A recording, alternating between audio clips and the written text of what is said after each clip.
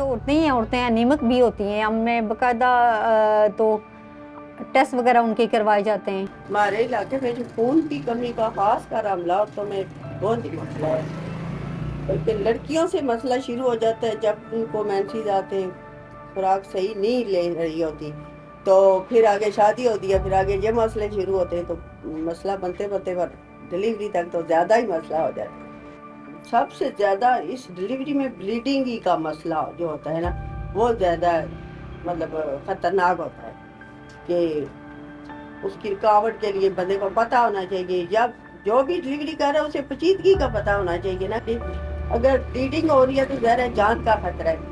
आप इसको रोकने का इंतज़ाम करना है या इसे फौरन रेफर करना है या मतलब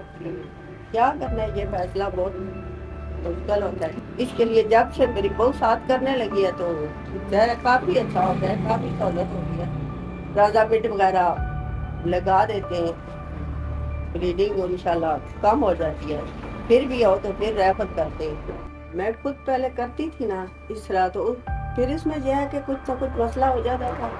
तो इतनी ट्रेंड मैं नहीं थी, लेकिन यह है कि जो थोड़ा बहुत सीखा था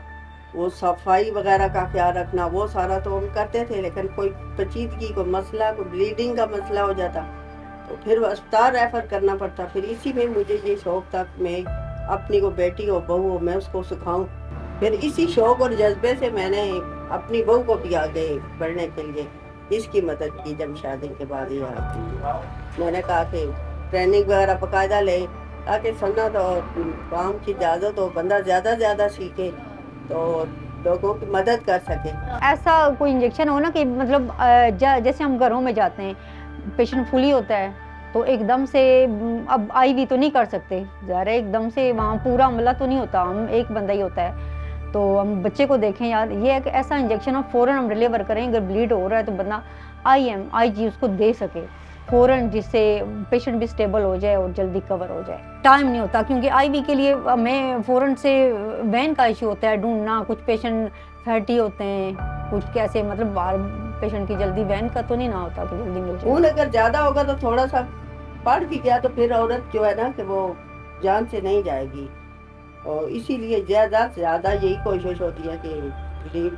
दौरान अमल खुराक अच्छी रखें और ये पैन साथ लाजमी इस्तेमाल करती रहें ताकि ज़्यादा से ज़्यादा जान की बचत हो सके।